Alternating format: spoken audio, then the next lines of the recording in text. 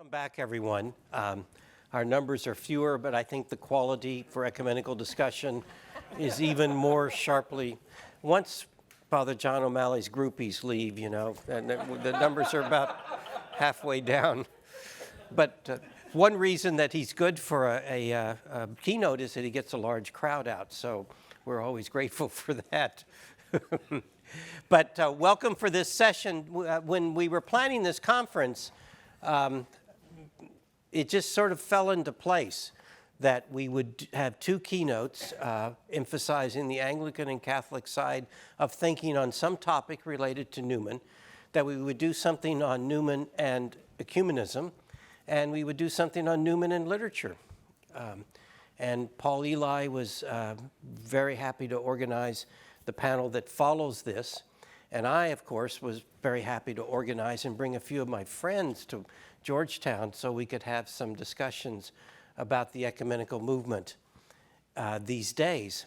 So we're calling this session John Henry Newman's Legacy for Ecumenical Relations, Contributions to Contemporary Theology and Future Prospects. Essentially, where are we in ecumenism? John Henry Newman, relevance to Anglican-Catholic relations, relevance to ecumenism in general. I'm delighted to have the panel that we have today. Archbishop Bolen, Donald Bolen, we all know him as Don, is the Catholic Archbishop of Regina and was already welcomed by Dr. DeGioia. Many of us knew him in the 8 years he worked at the Pontifical Council for Promoting Christian Unity in Rome, when Cardinal Walter Cosper was president of that council. And Don served Anglican and Methodist relations. Prior to becoming the Archbishop of Regina in 2016, he was the Bishop of Saskatoon for a few years. He staffed Anglican Catholic dialogues, and some of his best writings don't bear his name, they bear the name of the entity.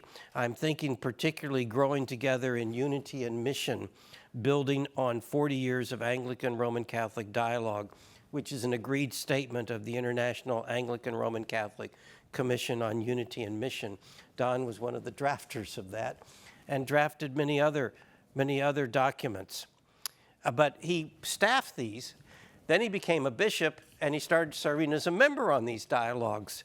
And he's co-chair right now of that International Anglican Roman Catholic Commission on Unity and Mission. We all say IARCM for short on that one. So my point is that here is an ecumenist who is a devoted servant of the ecumenical mission of the Church. He was, as he was a staff person for ecumenism, and he is as a bishop in the Church, and we're delighted that you are with us. And Fred Aquino has been already introduced to you, an author of several books on Newman, and he's edited some volumes on Newman, in particular the Oxford Handbook. And you're working on a book on John Henry Newman, the relevance of John Henry Newman for issues in contemporary epistemology. So I'm delighted that Catherine Clifford is able to join us again. She has been here before at Georgetown. She spoke at our 2012 Vatican II conference. Kathy is professor of systematic and historical theology and founding director of the Center for Research on Vatican II and the 21st Century Catholicism at St. Paul University in Ottawa. Her extraordinary competence includes ecclesiology, ecumenism, and the history of the Second Vatican Council. She has a doctorate from St. Michael's College in Toronto, and she holds a licentiate from the University of Freiburg. She presently serves on the Methodist Roman Catholic International Commission and is preparing a monograph entitled Communities of Grace, a Theology for the Mutual Recognition of Churches.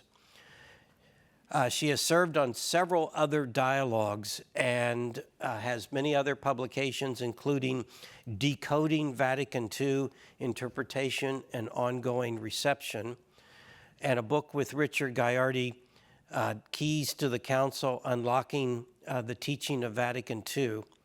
And she did a lot of research earlier in her career on the Groupe de Dôme, the ecumenical gathering in France, a dialogue of conversion. And she has translations and edited volumes too. So we're delighted Catherine is here with us.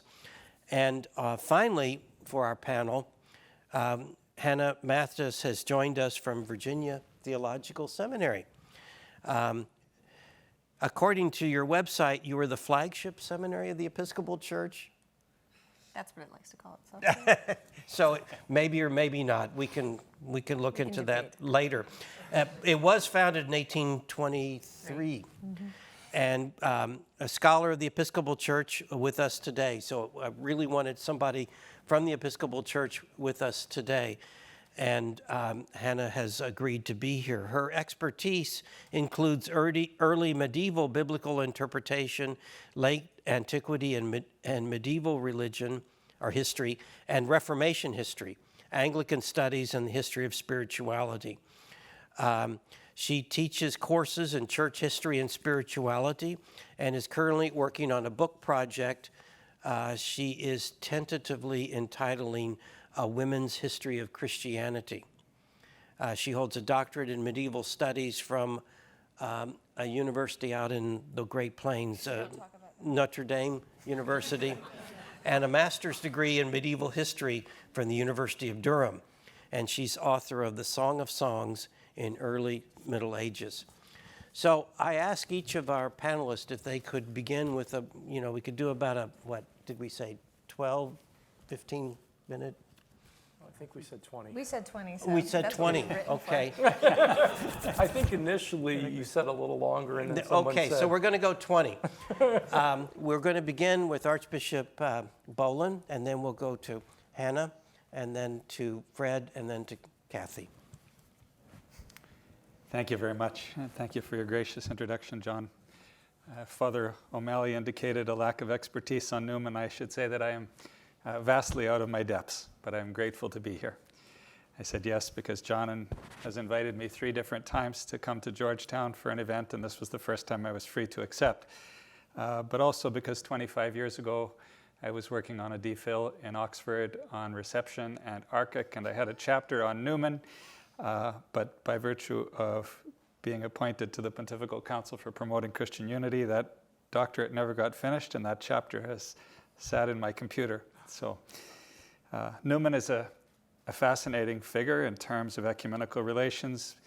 He was at once a man of his time and a person who prefigures and anticipates elements of the ecumenical movement and ecumenical dialogue that we have experienced, and in this instance in Anglican Roman Catholic relations over the past 50 years. Back in 1965, Charles Stephen Desain, who edited the prodigious 31 volumes of Newman's correspondence, wrote an article entitled Cardinal Newman and Ecumenism, and he identified 4 characteristics of Newman's ecumenical engagement. First, he accepted what was true and valuable among Christians in spite of separation. Secondly, his realism about the causes of division. Thirdly, his recognition of where Catholicism fell short. And fourthly, his desire to offer a complete and balanced account of Christian faith. In the first part of this presentation, I will focus on the first 2, drawing on Newman scholar Rod Strange's studies of Newman and Christian unity. The second part of the presentation, before it's cut short at the 20-minute mark, will pick up the latter 2 of Desain's points and read those through the period immediately leading up to and including the First Vatican Council around the question of papal infallibility. So this was the topic of the research I did years ago, and it's focused on Newman's letters. I need to point to a book called What Will Dr. Newman Do by John Page, which was a tremendous help in navigating Newman's endlessly interesting letters on this topic. So part one, the way that Newman acknowledged what was true and valuable among Christians in spite of separation. We heard earlier today from Canon Chapman how Newman did not distance himself from his Anglican writings, how he valued his past, and respectfully and affectionately carried it with him into the future as far as he could. In his Apologia, Newman had written that the Church of England has been the instrument of providence in conferring great benefits on me. Rod Strange notes that even in his early Catholic years, he had recoiled from attacks on the Church of England, and he gives an account of correspondence from 1860 where Newman was actually opposed to the building of a Catholic church in Oxford because it was unnecessarily controversial and would create tensions. In a simple and elegant tribute to the Oxford University tradition, he wrote, "Catholics did not make us Catholic. Oxford made us Catholics. At present, Oxford surely does more good than harm." I'll go quickly here because Canon Chapman has given us a wonderful depiction of Newman's Oxford, his understanding of education, and the way those roots stayed with him. That Newman's Oxford ethos and vision remained with him was not always celebrated in the Roman Catholic Church. Newman and Cardinal Manning of Westminster, who had also been an Anglican but severed his relationship in a much more stringent way, Newman and Manning had a long and complex relationship. And when Newman presented a critical thinking approach to dogmatic questions, Manning noted on one occasion of Newman, "It's the old Anglican, patristic, literary Oxford tone transplanted into the church." If Newman acknowledged what he believed was true and valuable in the Anglican tradition, it didn't make him shy to critique his former church and tradition, nor make him blind to differences where he saw them. This is Desain's second point. And here I want to go on a brief excursus and borrow from a presentation that Rod Strange recently gave, where he spoke of Newman's friendship with Edward Pusey as it was rekindled in the 1860s and gave rise to a public debate about relations between the Church of England and the Catholic Church. As you know and have heard already today, Newman, Pusey, and John Keble had been close colleagues and friends at the origins of the Oxford movement. After Newman was received into the Catholic Church in 1845, there was a distance, and perhaps there needed to be for a time. Some Anglican former colleagues didn't ever speak to Newman again.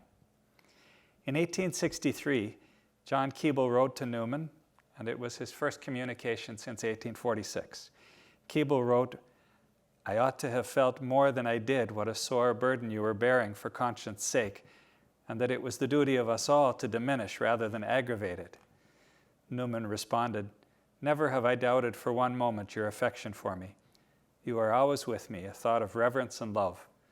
And there is nothing that I love better than you and many others I could name, except him who I ought to love best of all and supremely." 2 years later, in 1865, Newman accepted to join Keble and Pusey for dinner, which included a 5-hour conversation. When it was reported in the press that Pusey and Newman had been reconciled, Pusey wrote to the editor of the Tractarian newspaper, The Guardian, saying, "The deep love between us, which now dates back for above 40 years, has never been in the least overshadowed. His leaving us was one of the deep sorrows of my life, but it involved separation of place, not diminution of affection." Elsewhere, Pusey spoke of Newman's conversion as perhaps the greatest event which has happened since the communion of the churches has been interrupted. And he adds, "If anything could open their eyes to what is good in us, or soften in us any wrong prejudices against them, it would be the presence of such a one, nurtured and grown to ripeness in our church, and now removed to theirs." Prior to this dinner, Pusey and Manning had entered into a public controversy which involved heavy critique of each other's traditions. Pusey published a reply to Manning in 1865, an Irenicon, proposition that attempts to harmonize conflicting viewpoints. One part of Pusey's approach was to draw up a list of Roman excesses in devotion to Mary. Newman and Pusey exchanged private letters. They argued, but they deepened their communication. Pusey urged Newman to enter into the public discussion. Newman eventually responded publicly to Pusey, indicating he had been disappointed at what he saw was Pusey's exaggeration about Catholic Marian devotions, giving an unbalanced presentation of Catholic practices which would make relations worse. At the beginning of his public letter, Newman took Pusey to task for calling his book an irenicon. I quote, "Excuse me, you discharge your olive branch as if from a catapult." Newman confined his remarks to the Mariological section and introduced distinctions between doctrine and devotion, between intercession and invocation. It's important to note that Newman and Pusey continued their conversation, both privately and publicly. Pusey went on to write 2 further volumes of Irenicon, both addressed as letters to Newman. Newman eventually continued his reply to Pusey 10 years later in the letter to the Duke of Norfolk. Rod Strange summarizes this little moment in time.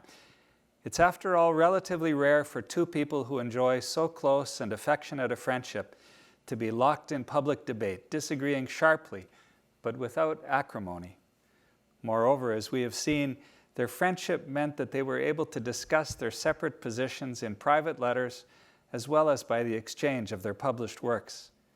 And then the sympathy between them seemed to create the most favorable climate for resolving their disagreement satisfactorily.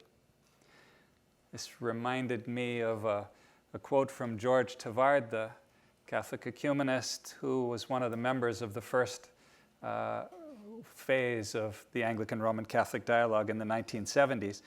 And Tavard, describing Archic's methodology, talked about it as creating a context as conducive as possible to reconciliation. I think Newman's friendship with Pusey models that. I need to make sure we don't give too irenic a vision of Newman.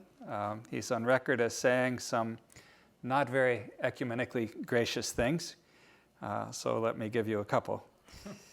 In June 1862, the Globe reported with great assurance that Newman would return to Anglicanism. In a blistering response, he spoke of his unwavering trust in the Catholic Church and that he would be a fool to return to the Church of England. In his Apologia, he spoke plainly of his reluctance to cause offense to religious Anglicans, and after acknowledging its outstanding qualities as an institution, its wisdom, its political power, its place in the nation's life, and its witness to and teaching of religious truths, he noted that he could no longer see the Church of England as something sacred. Quote, "It may be a great creation, though it be not divine, and this is how I judge of it." For Newman and for almost all his contemporaries, the lines were starkly drawn. I think that Newman would rejoice in the ecclesiology of the Second Vatican Council, which spoke of elements of the Church being found in other traditions, which described our relations in terms of real but incomplete communion, which spoke of other Christian traditions being capable of leading their people to salvation. I think he would have rejoiced in all of that, but it would have necessitated a change of mindset. To conclude this first part, where Newman did point ahead to ecumenical relations as we experience them now in the post-Vatican II period, was in his resistance to caricaturing others, a decision not to jettison his Anglican friends, but rather to foster and maintain friendship across ecumenical lines, his desire to be in dialogue, and his capacity for rigorous dialogue in all that it entails. When I had the privilege of serving as co-secretary of Archic and was involved in choosing Roman Catholic participants, it was precisely that combination of skills and sensibilities that we would look for: a deep honesty, a deep rootedness in one's own tradition, an attentiveness to the other and acknowledgement of the truth where you hear it, a readiness to enter into friendship, a yearning for the truth, and a capacity for rigorous, respectful dialogue. In all of this, Newman anticipates dialogue in our day, and it's a pleasant thought to ponder what it would be like to have Newman at the Archic table. Part 2. Desain's third and fourth characteristics of Newman's engagement with other Christians. Again, he was not blind to Catholic defects, and he had a desire to offer a complete and balanced account of Christian truth. It's here that I'd like to go on this little excursus and look at Newman's letters leading up to and including the First Vatican Council. Newman was invited by several bishops to attend Vatican I as theologian, but he declined. It wasn't from council chambers, but from his residence at the Birmingham Oratory, and in the context of private correspondence, that Newman articulated his views on the council's proceedings and its definition of papal infallibility. And I think this narrative and these letters describe well what Stephen Desain is pointing to in terms of ability to critique the church and a desire for a whole perspective. Prior to the council, Newman guarded his views on papal infallibility leading up to the council and purposely shied away from escalating public controversy surrounding it. In his Apologia, 1864, he had defended the infallibility of the church and stated that the Pope in ecumenical council was the normal seat of infallibility. In his correspondence, belief in papal infallibility independent of a council was repeatedly pointed to as an open question, a point of private judgment. As he privately disclosed his own position, he noted his inclination to believe that the Pope's formal definitions of faith are infallible, but that he would not consider it a sin should he have doubts about the matter. He upheld it not as a dogma, but as a theological opinion, not as a certainty, but as a probability.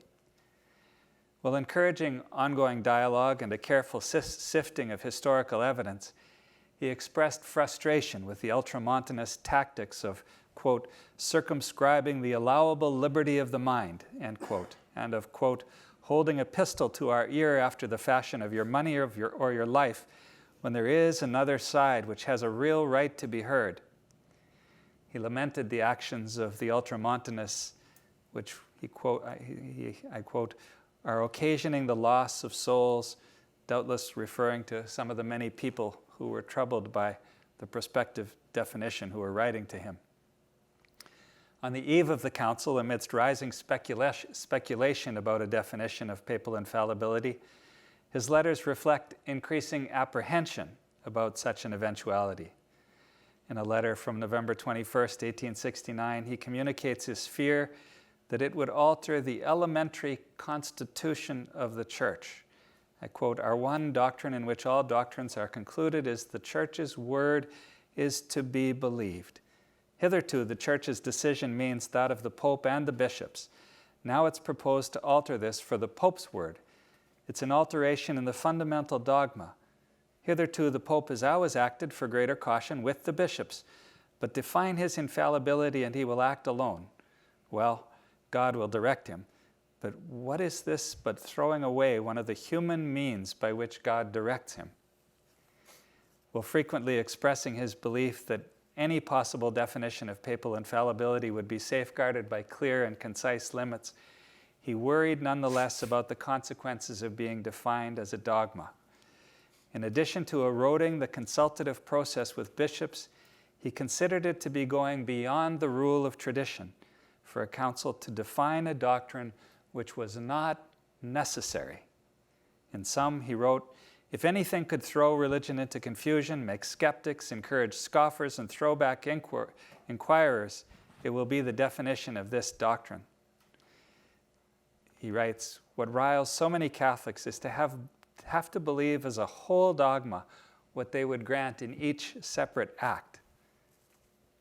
During the council, through the months when the council was in session, the outlook and tenor of his letters oscillated between a calming confidence and a fearful uncertainty, between his conviction that the Holy Spirit would ensure either no definition of papal infallibility or one inscribed by concise parameters, and his fear that the ultramontanists would manipulate the passing of a definition which would cause untold damage to the Church.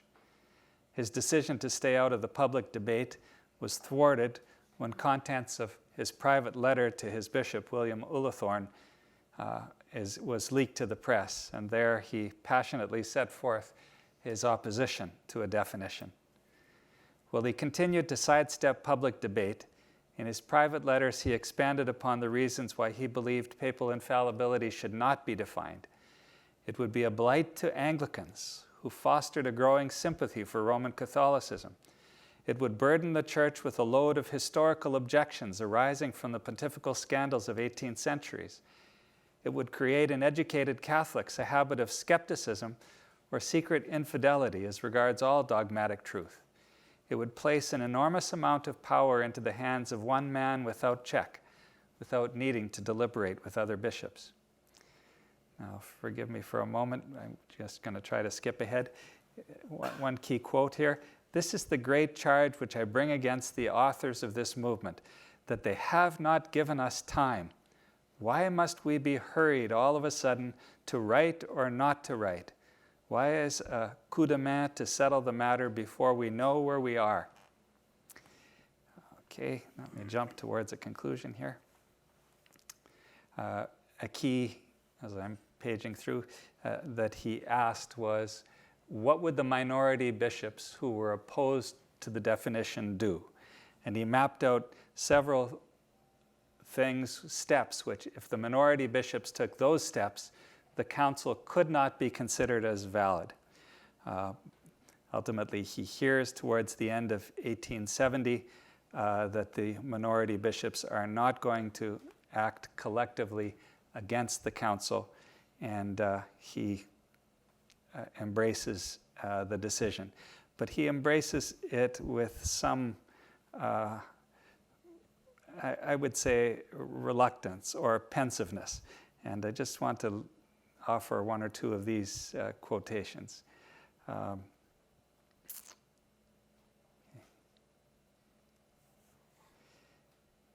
Here we are.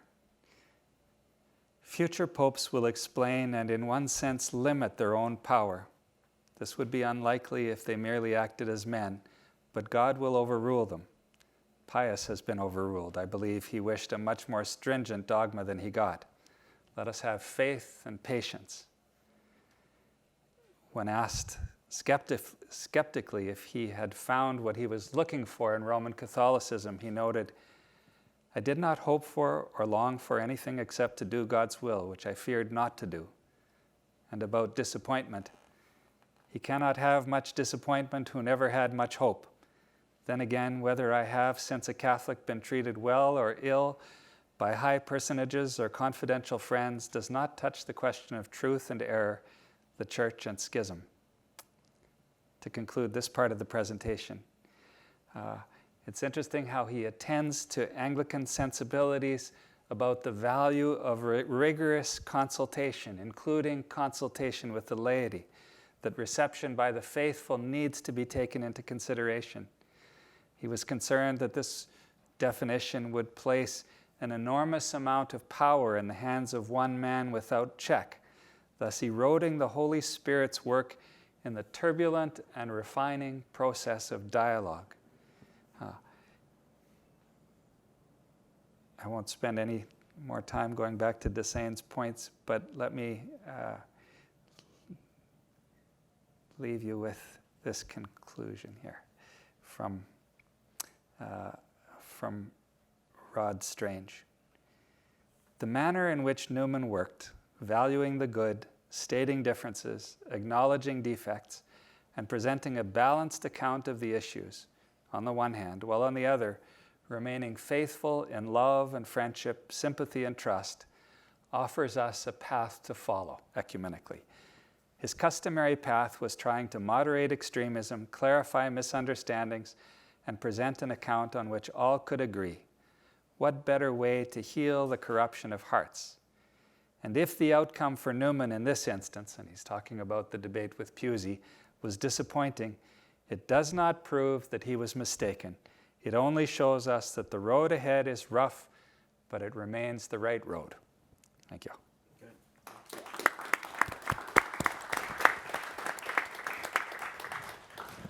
Good, Hannah. Okay. I have my own reasons to love St. John Henry Newman. As a laywoman, as a historian, as a writer, a patristic scholar, and as a convert from evangelicalism to Anglicanism via a PhD in medieval studies at a Catholic university, not this one. Notre Dame. Trained predominantly by Catholic scholars, and now training priests in residential seminary in the Episcopal Church. With one thing and another, much of Newman's personal and theological evolution resonates with me. However, I think I might pose a problem for the saint, not necessarily because I'm a woman. More than many of his age, Newman respected and valued women's friendship and took pains over the spiritual care of those who became nuns, such as Maria Giberne. Newman's mother and sisters helped him in the parish at Littlemore, and his sister Jemima was an abiding conversation partner throughout his life. It'd be interesting to ask what sort of spiritual journey she found herself on, whether she liked it or not, by virtue of being the sister of a saint. To Jemima, Newman speaks poignantly of the abiding grief of their younger sister's death decades before. In a letter at the very end of his life, he can say that one of the silver linings of modernity was the opportunities it offered to women. And one of his last acts in this life was to petition for Catholic prayers for female Cadbury workers. That I'm a female academic, I think he would have understood perfectly.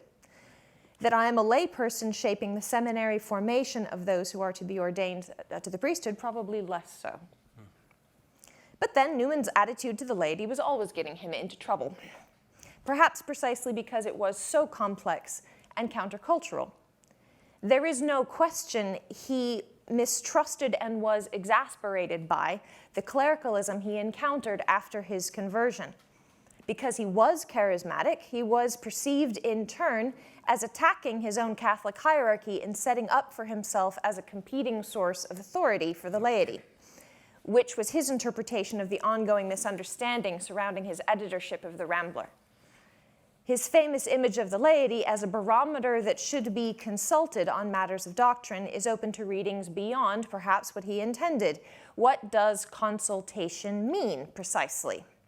And if the barometer is dropping ominously, what then practically should the clergy do? And how much say should lay people have in what they do? If the church should be engaged with the problems of the present age, socioeconomic, intellectual, scientific, how much of that work should be done by the laity? Newman wanted lay people on the finance committee of Dublin University, but did he want them teaching theology or patristics? Newman remains something of a problem for Anglicans like me, who do not know his Catholic works perhaps as well as they should. We tend to concentrate on the Oxford movement and the fact of his conversion, which in turn sets off lingering fears and a sense of inadequacy in the status and qualities of our own church. Anglicans tend to focus on the fact that Newman left, that he found us wanting. He said so, pretty bluntly. He does not say we are beyond salvation, but in his Catholic writings, he writes uncompromisingly about the lack of reality he ultimately concluded was in the Church of England. Perhaps because of the absurd rumors and suspicions hovering around the prospect of his own possible reconversion to the Church of England, he does not mince his words about how fake he thinks we are. But we forget that he had some equally astringent things to say about the Catholic Church as he discovered it upon conversion, or that he was often as isolated within Catholicism as he was within Anglicanism.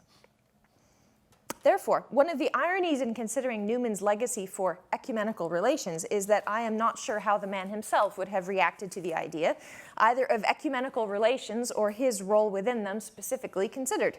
On the one hand, Newman indubitably inhabited a highly ecumenical space which crossed confessional boundaries and in particular local ecclesiastical cultures, Anglican and Catholic. I'm not sure at any point he was consciously trying to do any of this, however. He followed his instincts, his heart, his conscience, and the promptings of the Spirit, and his ecumenical role, much to his continued bemusement and occasional exasperation, just happened. I was recently at a conference with Michael Wood of Catholic University, who believes that the ecumenical movement is, at least intellectually, entering a kind of winter. There are innumerable barriers in the way of achieving the old dream of reunion, not least on the Anglican side, the sheer unwieldiness of the Anglican communion as a polity and the divisions within our own ranks. Since Newman's own time, post-colonialism and post-modernity have altered the register in which an ecumenical conversation can realistically happen on a large scale, and what will result as a consequence. But precisely because Newman was not the most enthusiastic proponent of how ecumenism had often been done in the past, I believe he can be profoundly helpful to us in our present moment for several reasons that make up a significant part of his legacy. And some of these we've already said. 1, his love of the patristic tradition. 2, his willingness to build and maintain friendships. And paradoxically, 3, his skills as a controversialist. These 3 things, I believe, make John Henry Newman an interesting model for contemporary, receptive ecumenism. Newman's most profound legacy for ecumenical relations lies, I believe, in his abiding love of and contagious enthusiasm for the patristic tradition, one of the most precious things he brought from his Anglican formation into the Catholic tradition. If, as Dermot McCullough has argued, the entire Reformation is a debate within the mind of Augustine, in Reformation polemic, the Fathers were often invoked as an Anglican stronghold, a vision of the Ecclesia Primitiva to set against the corruptions of the later medieval tradition.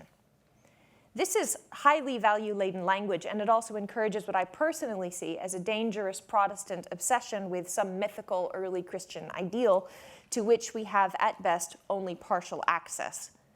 And of course, one of the reasons the patristic tradition appeals to Anglicans is that it is an ongoing theological conversation with less firm doctrinal definition around such sensitive topics as the precise nature of the Eucharist. Ultimately, though, beyond Protestant prejudice, the Fathers opened to Newman a different alternative theological world than the evangelicalism in which he had been reared. And it opened to him a different, more grounded historical understanding of how faith has been practiced within the Church. The Fathers remain the heart of all ecumenical doctrinal work. They are the authors and works shared by and shaping everybody. Evangelicals are not always conscious of this, preferring to think that Luther and Calvin invented their traditions, but that is not how the Reformers saw themselves. The Fathers are our theological ancestors. That was true in the 4th and 5th centuries, and in the wake of even so contentious a council as Chalcedon, what is striking is the extent to which the Fathers were able to command their audience beyond confessional boundaries. The Christian community has a nose for what is edifying to the body. And in this, I thoroughly endorse Newman's barometer, as well as his conviction in the workings of the Holy Spirit through the sustenance of the tradition. Without Newman's love of the patristic tradition, I wonder if the Anglican tradition would have had a Michael Ramsey, a Rowan Greer, or a Rowan Williams. An interest in the tradition can itself become politicized in the Church today, however, for tradition is sometimes seen as a signifier for a more politically conservative approach to ecclesiology. Some of this is simply the changing nature of educational formation. Yves Congar, and yes, even John Calvin, may have had an encyclopedic knowledge of the patristic and medieval tradition, but many theological students now, Catholic, Anglican, and evangelical, simply do not know it well enough to be fluent or to move around in it easily. The tradition of the Church becomes that which is interesting to the sort of people who find it interesting. Our students know it largely through certain brightly lit corners via introductions to works, usually in translation, rather than immersing themselves completely. Now, to some extent, realistically, there's probably no better solution to this other than good translations, even of lesser known and less obviously edifying works, such as the controversies. But the challenge of the present time is a tendency common in both conservative Catholics and liberal Episcopalians for our students to impose a particular systematics or rigid theological vocabulary and terminology on the Fathers in anachronistic and often polemical ways. Some of it is because they know their own theological toolbox best. Some of it is fear of showing that the Church can disagree and debate and change its mind. In this context, Newman's development of doctrine is a sword that cuts two ways. a typically Newmanian ambivalent attack on both evangelical primitivism and simplistic visions of theological uniformity. Indeed, anybody who wants the sands of time to stop moving. To be perfect is to have changed often, Newman argues. And he's a downright Pentecostal, in the older sense of the word, trust in the movement of the Spirit making the Spirit's life manifest in dead wood and dry bones, in and through historical change, through the creative tension existing between authority from above and the consensus of the people. Securus judicat orbis terrarum. The second area where we can learn from Newman is his ability to cultivate and maintain friendships. There are many stories told about the power of Newman's physical presence, his oddly magnetic influence on people. But beyond that, he wrote 20,000 letters. Not by-rote messages, but personal communications containing some of the most pointed and vivid images in the entire corpus. Letter writing is a very typically common, everyday, pragmatically Newmanian way to build up friendships like sedimentary rock. Wherever he was, he just kept writing. And it is important for both Anglicans and Catholics to remember that his controversial works rested on that bedrock of these accumulated relationships, often with people he disagreed with, many of them Anglicans. After so many years of silence, he was surprised and touched by the positive response among Anglicans to his apologia. I find his later rapprochement with both Pusey and Keble, particularly with Keble, very, very moving. He loved them both too well not to hope for their conversion, but there is a kind of respect for fellow comrades in arms that is palpable and valuable in their conversation and correspondence. Receptive ecumenism requires the sharing of stories rather than the imposition of one position on another. And even where disagreements persist, it requires the willingness to maintain open channels of communication. On a purely pastoral level, for the sake of Anglican converts and Catholic congregations and vice versa, the more we know about each other, the better. In a rapidly changing world where threats come from many different directions, relationship rather than fixed policy between strangers will help us work together where and when we can. Newman never believed in committees anyway. Thirdly and lastly, I believe that there is a paradoxical gift to ecumenism that can be found in Newman the controversialist. He displayed tensegrity, tensegrity is an architectural term which means, I quote, a structural principle based on the use of isolated components in compression inside a net of continuous tension, end quote. In short, a structure in which tension from without helps to create integrity within. If it is not a disrespectful concept to apply to a saint, I found myself thinking about it in connection with Newman. Newman was always at his best when he was attacked, often unfairly, as in the case of poor Kingsley and the Apologia. For all that Newman personally deplored mudslinging, one cannot help but feel that he could have lived a much quieter life if that was what he really wanted.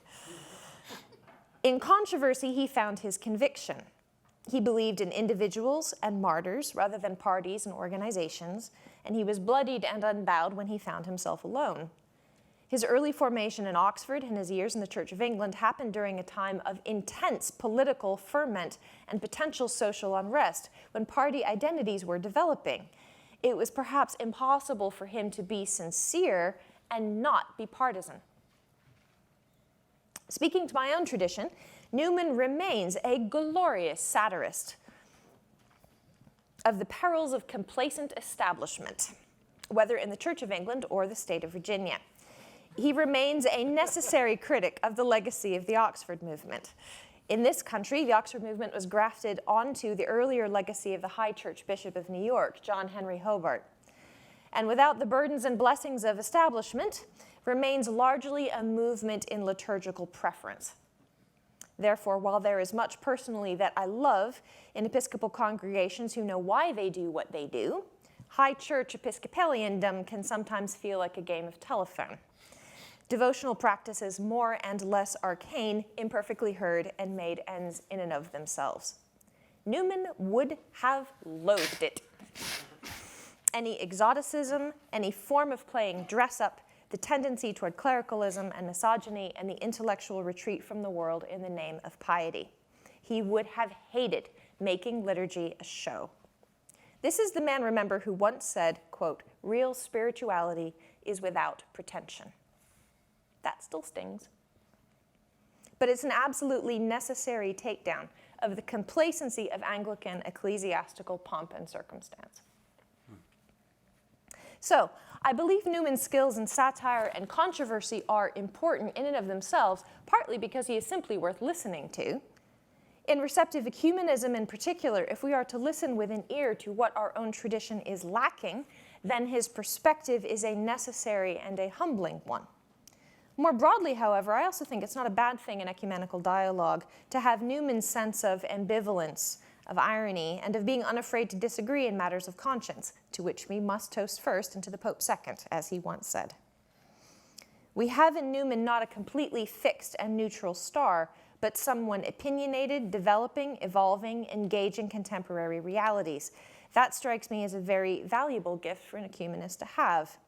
Controversy and the real prospect of conversion means you have something important at stake. Since Newman's conversion, current Anglican practice, high to middling, has incorporated a great deal of devotional practice for which he once advocated. Unless you're buried in the depths of rural Virginia or the most Calvinist parts of Australia, I don't think it would take until after your conversion to Catholicism to discover a devotion to the Blessed Sacrament for the first time, which is what happened to Newman. We have not taught a Calvinist systematics at Virginia Seminary for decades. Many of the seminarians I teach in Alexandria are themselves converts fleeing from evangelicalism for many of the reasons Newman gave it up. In a recent class I taught, every single one of the students said that they had found their way into the Anglican tradition and remained, first and foremost, because of the sacraments. The Low Church Virginia Episcopal experience, which Newman probably would have found most familiar, has not vanished, because for better or worse, none of our history ever completely vanishes, but it does not remain supreme. Newman foresaw the rise of secularism and a generation of nuns, N-O-N-E-S. Millennials are more wary of faith in the old-fashioned Protestant sense as a set of intellectual propositions, and they seek a more embodied, authentic experience. There are pitfalls there, too, about what constitutes authenticity. But to me and my generation, the wry psychological acuity of the plain and parochial and plain sermons still resonates, with its depictions of the spiritual life not as public display, but as little by little unvarnished everyday actions orienting and structuring one's life amidst chaotic times. Perhaps that can be a model for contemporary ecumenism as well. Good, thank you. Wow. Nicely done. Wow. You're up, Fred. Okay, so when I was invited to give this talk, I said yes, but wondered what I would say or what line of argumentation I would seek to advance. It's interesting to hear all of you. I come out of the free church tradition, and I've worked on Maximus the Confessor and John Henry Newman, so I've been in dialogue with Orthodox and Catholic scholars for a long time, and I understand my last name, Aquino, Italian, you assume. My first book was with CUA Press. The assumption was I'm Catholic. Actually, when I was asked to do the Oxford Handbook, the editor sent me an email and said, okay, we need a Protestant editor. And I said, you have one. So Ben King, who is an Anglo-Catholic, was the one that co-edited the Oxford Handbook. So I come from the free church tradition, so it's interesting to hear the Anglican Catholic aspects of this discussion. I've been a reader and interpreter of Newman, or St. Newman's thought, primarily as philosophical thought, for some time. I was trained to think mainly in the analytic tradition of philosophy, so I learned to engage Newman's thought in this way. One of my intellectual grandfathers was the Oxford philosopher Basil Mitchell, via my professor William Abraham, otherwise known as Billy. Part of Newman's philosophical appeal to me was his ability to expand the intellectual horizons of his time and open up new constructive possibilities. For example, he identified the shortcomings of fideism and hard rationalism while seeking to carve out an alternative option on faith and reason. He recognized the importance of critically examining the grounds of faith, while also emphasizing the extent to which our evaluations of faith, whether religious or not, are shaped by antecedent assumptions. In other words, we all come to the table with certain antecedent assumptions, whether we're believers or not. I've also worked with folks from different ecclesial traditions on projects related to the thought of Newman. For example, Ben King and I recently did the Oxford Handbook, and in that we have a lot of really different thinkers and people from different perspectives and disciplines centered around Newman. We also did a book on the receptions of Newman, that is the plural. And in that book, one of the things we wanted to do is to show how historians, theologians, and philosophers have actually read Newman. Not what Newman said, but how they're reading him and what they're getting out of Newman. And what we found out is Newman could be a theist, a skeptic, a rationalist. I mean, it was really fascinating in one period of time to see the different receptions, which says probably more about the readers than it does about Newman. Although the book had an ecumenical approach to it, or appeal, it certainly did not shy away from reassessing critically and appreciatively the received wisdom concerning Newman's own contributions to education, theology, philosophy, even the patristic writers. In fact, on our part, there was a deliberate choice on our part to say there is no uniform voice among the contributors to Newman studies. Contrary to the opinions that you occasionally hear, that somehow Newman studies is essentially monolithic, couldn't be more false. In fact, there is no uniform reception of Newman's writings. There are receptions. There's no single term. Actually, we counted 5 different uses of the word of reception just in this one volume. Some in the volume use reception to mean what did Newman actually say, and can they sort of rehearse that? Some actually try to go back and essentially critique the work of Frank Turner, his biography on Newman. Some chapters were very clearly interested in more of the constructive work of Newman, like what does Newman say on faith and reason. So the critical edge of the volume was never intended to cut off genuine appreciation for Newman, but from the beginning of the project, what we wanted to do is challenge the category of quote-unquote official interpretations of Newman. While this book charted new territory, and in some ways it was the first to do this, we hope it will not be the last, and we hope it will promote future research on the reception of John Henry Newman. Now, these projects have deeply shaped my understanding of Newman and his relevance for theology and perhaps for ecumenical relations. I come at Newman primarily as a philosopher trying to do theology.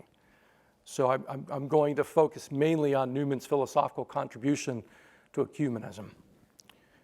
So first, what I'd like to do is spell out briefly what I take to be an ecumenical habit of mind in light of what John Henry Newman thinks. Not necessarily about ecumenism, but what kind of habit of mind would one want to inhabit if they were going to be an ecumenist in the spirit of Newman. And then secondly, I'm going to give 3 examples of Newman's appropriation of philosophical writers, both in his Anglican and Catholic periods of thought, to show that Newman did not stop reading John Locke once he became a Catholic, did not stop reading Butler, or did not stop thinking about Bishop Whately or Whately. All 3 of those were deeply influential in Newman's thought. Nevertheless, Newman also critically engaged those. An ecumenical habit of mind, question mark. In light of Newman's canonization, a justifiable fear, at least from my point of view, is that the appeal to sole ownership of his legacy will solidify in ways that block or hinder the constructive pursuit of wisdom or ecumenical dialogue. This would be an ecumenical nightmare. The claim to sole possession fails to truly honor an important aspect of Newman's legacy, namely his quest for truth and his recognition of the importance of interlocutors. Yes, underline interlocutors to help achieve such a goal. Yes, Newman thought he was on to truth, but he was not oblivious to the fact that he had people around him who were from a different perspective and different point of view. Along these 2 lines, 2 options to me create roadblocks. On the one hand, the hagiographical option insulates Newman from rigorous historical, theological, and philosophical scrutiny. On the other hand, the hypercritical posture oversimplifies or misses the subtlety of Newman's thought and therefore regulates him to the status of a relic, and I mean relic in the most negative sense of the word. From either angle, sort of the hagiographical option, or the hypercritical option, a constructive appropriation is nearly impossible. That is to say, the relevance of Newman for today, not merely for historical reasons. Key to the question of honoring the legacy, or I might say legacies, plural, of Newman is to do this critically and appreciatively. And I know the word evangelical can be a form of profanity, but I think the time is ripe for looking back at Newman's evangelical days. In other words, we should not seek to protect Newman's legacy, sort of shine, get the polish out and shine it and display it as though Newman was exempt from critical examination, but rather we should examine his life, his writings, his thought, his significance from different perspectives and disciplines, namely philosophy, theology, history, education, literature, and so on. It's clear that Newman wrote with a particular context and particular controversies in mind, and so we should not expect to find in this 19th century thinker a corpus of ready-made answers to our contemporary questions, concerns, and inquiries. Instead, the ongoing task is to work through the subtleties of Newman's thought, decipher possible connections, and engage in rigorous, constructive work. In this sense, the pursuit of wisdom lies not in making facile connections between the past and the present, but in seeking constructive possibilities with the help of contemporary insights. I make no apologies about it. When I read Newman in light of contemporary epistemology, I understand he lived in the 19th century, was a Victorian writer, and he was not doing epistemology as we currently conceive it. But there are ways to extend his thought, at least as I understand it. So an ecumenical habit of mind, shaped in this way by Newman's thought, does not insulate the relevant claims from public scrutiny. Instead, it demands a host of critical interlocutors and thus presupposes the capacity to extend personal judgments to broader spheres of discourse. The desire to form, sustain, and embody an ecumenical habit of mind becomes more evident precisely in the willingness and ability to bring one's own views and perspectives before those who come from radically different perspectives and publics of discourse. If one desires to cultivate an ecumenical habit of mind, then one will make evaluations about how to engage various interlocutors. In other words, this should be the time for Catholics and Anglicans and evangelicals to come together and be as blatantly honest as they know how to, and trust that the conversation will lead to something that's productive. And if not, then we pack our bags and move away, I guess, or I'm not sure what the option is.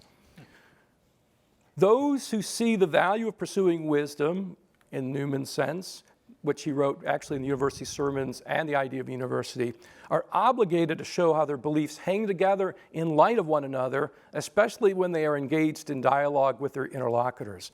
The desire for a more comprehensive view of things, which Newman defined as a philosophical habit of mind, requires that people be open to challenges, and if challenges occur, they must be able to meet them and make the requisite revisions. However, Newman believed not just any interlocutor will do. That is to say, if you engage someone who is clueless, you're not obligated to continue the conversation. You have the discernment to know whether someone is saying something that's worthy of evaluation and worthy of consideration. Okay, so ecumenical habit of mind. Start with your particularities, where you are within your particular tradition, and open those up to discussion with people who may radically differ from you. I think that, in my mind, honors the spirit of Newman. And I'll illustrate that through three particular philosophical interlocutors, though not always alive. So they're not able to necessarily respond, but I think Newman is at least trying to engage them. For example, Newman's engagement with John Locke is an instructive example, that old Anglican John Locke, who wanted to be an Anglican priest at one point in his life. In the university sermons and in the Grammar of Assent, Newman contends that proposals about right reasoning should be informed by how people actually reason within real-world environments. Without consulting these practices, Newman says it does not really make sense to ask whether or not something a priori ought to be the law of reasoning. Such an appeal to cognitive practices factors primarily and prominently in Newman's assessment of Locke. He thinks that Locke's conception of rationality is inadequate insofar as, one, it does not square with the natural constitution of the human mind, two, it has not been carried out in practice with real-world environments, and three, it is insufficiently empirical.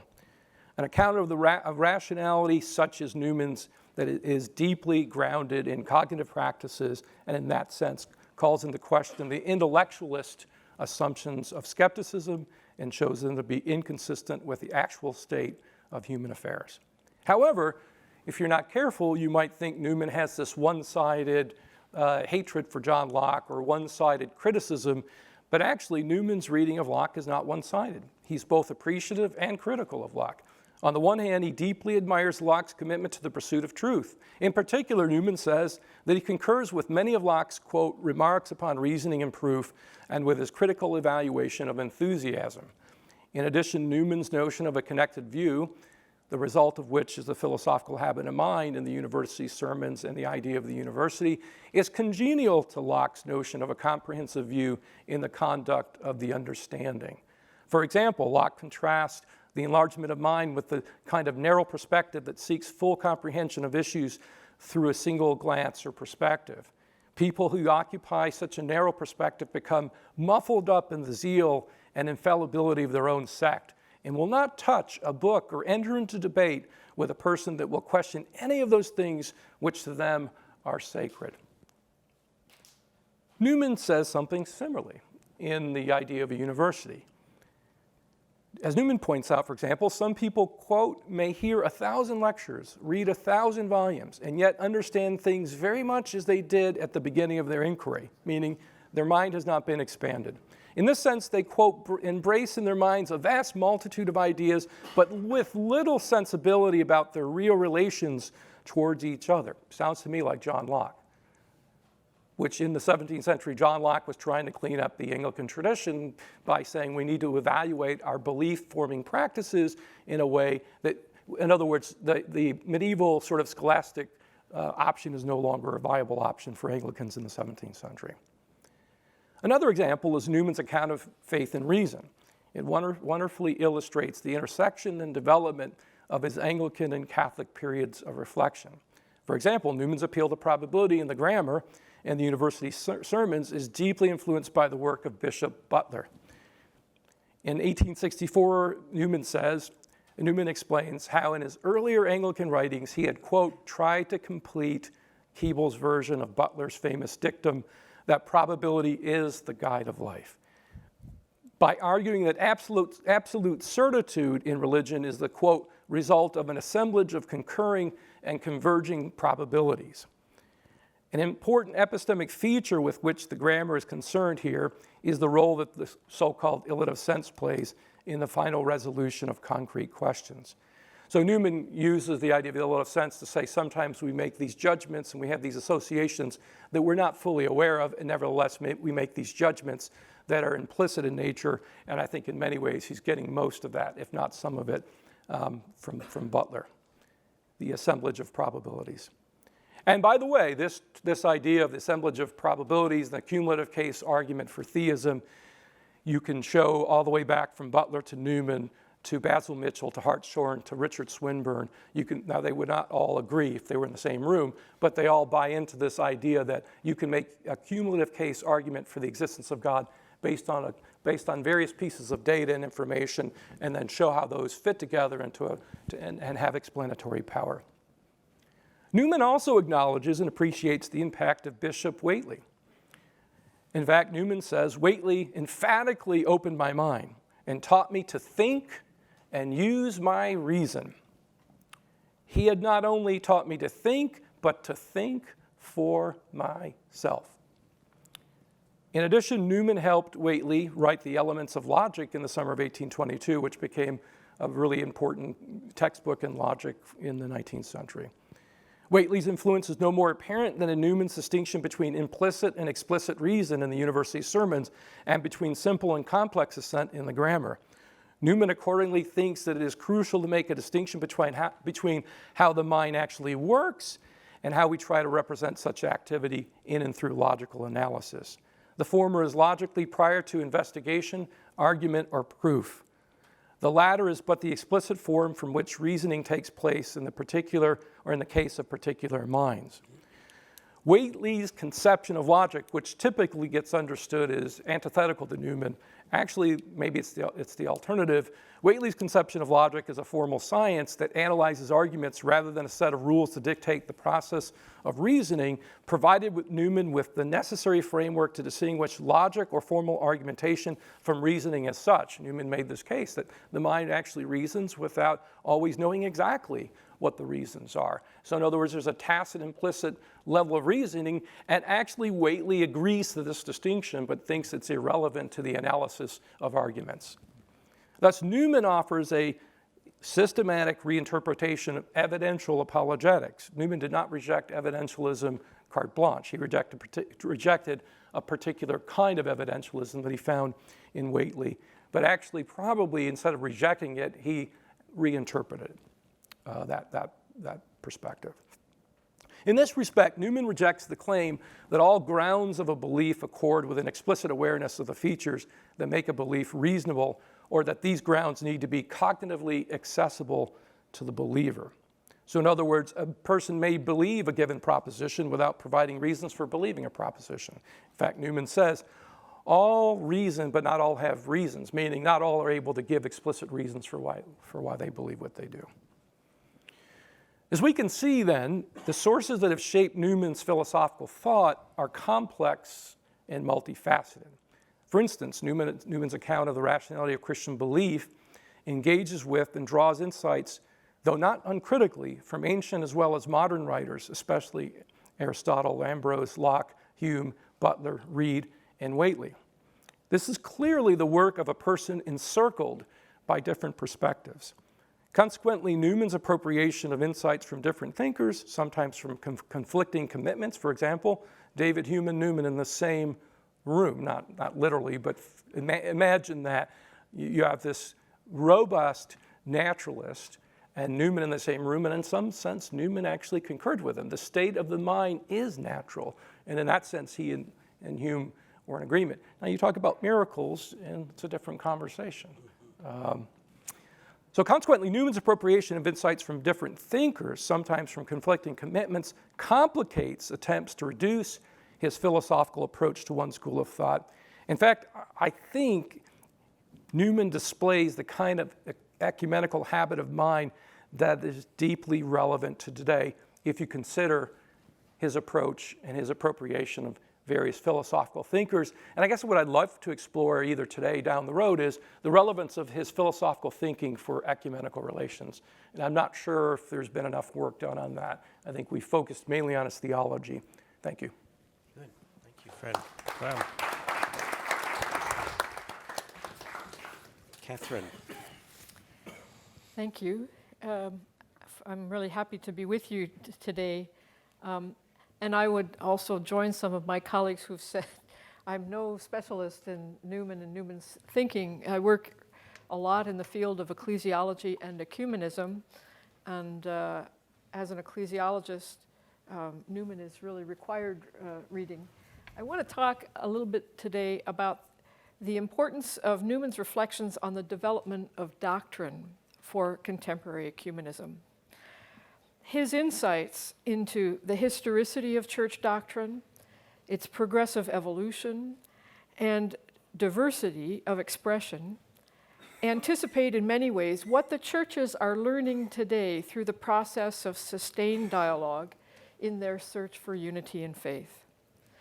And my contention is that the most important locus of informed and intentional doctrinal development today is to be found in the dialogues between the churches. Doctrinal ideas such as, and here's my world of ecclesiology, communion, episcope, synodality, big $10 words. These are increasingly part of the common parlance of the churches. The patient clarification of the meaning of these terms and their significance is happening in ecumenical conversations. It's being rediscovered and reappropriated through these dialogues. And that these developments are pressing each of the divided churches to re-examine their structures, practices, and cultures of ecclesial life. Many of our judgments of the past concerning one another are being set aside, corrected, or revised by a deeper understanding of the facts of history. And matters once judged church dividing are now revealed to be complementary. Now, the Second Vatican Council's decree on ecumenism, which was published on November 21st, 1964, reflects a deeper awareness of the dynamic character of the Church's self-understanding, which is linked to moments of both grace and growth and understanding, and of decline and conflict in a history tainted by human sinfulness. The Church, it says, will always be in need of reform. And that ongoing reform includes a responsibility for the renewal and development of doctrine and church teaching. It says, the decree on ecumenism number 6 says, Christ summons the Church to continual reformation as she sojourns here on earth. The Church is always in need of this, insofar as she is an institution of men and women here on earth. Thus, if in various times and circumstances there have been deficiencies in moral conduct or in church discipline, or even in the way that church teaching has been formulated, to be carefully distinguished from the deposit of faith itself, these can and should be set right at the opportune moment. Vatican II itself was marked by significant doctrinal developments in its desire to reformulate the ideas of revelation, the self-understanding of the Church and of its mission, in terms that might inspire modern people and with an approach that would underline all that Catholics share with other Christians. The authors of the decree on ecumenism did not imagine that the activity of reform or development of doctrine would end with the close of the council. They understood the responsibility of Catholics, now mandated to dialogue with other Christians, would include the task of examining, quote, their own faithfulness to Christ's will for the Church, and accordingly undertaking with vigor the task of renewal and reform, unquote, also from the decree on ecumenism. The primary task of the Secretariat for Promoting Christian Unity at Vatican II was to ensure the integration of an ecumenical perspective into all of the Council's teaching. And at the close of the Council itself, the Belgian theologian Gustav Tils, who had an important hand in drafting the decree on ecumenism, would write that the work of the Secretariat had only just begun. An enormous doctrinal task now lay before the Church, he wrote. Quote, the mediating task carried out by the Secretariat will only be completed when its major purpose has been attained. In the meantime, doctrinal works which aim at the recovery of a doctrinal equilibrium have not yet been achieved, unquote. The Catholic Church's engagement in official theological dialogues since Vatican II, which include at least 16 bilateral and several multilateral dialogues at the international level, to say nothing of the numerous commissions operating at various national and regional levels, is, in my view, a principal means of continuing this effort to critically examine and reformulate Christian doctrine in ways that might lead to an ecumenically receivable account of our common Christian faith. The ecumenical advance of the past century, including the event of the Second Vatican Council and the subsequent work of seeking theological consensus on church-dividing matters, places us before the fact of a qualitatively different kind of doctrinal development, the likes of which we have never witnessed before in the history of the Church. And the true nature of this present development might only be assessed when one looks back from some future point in history. But as I hope to show, it's possible to sketch out a few of its decisive features. Newman himself noted that there are many different kinds of developments that contribute to the changing expression of church doctrine and practice.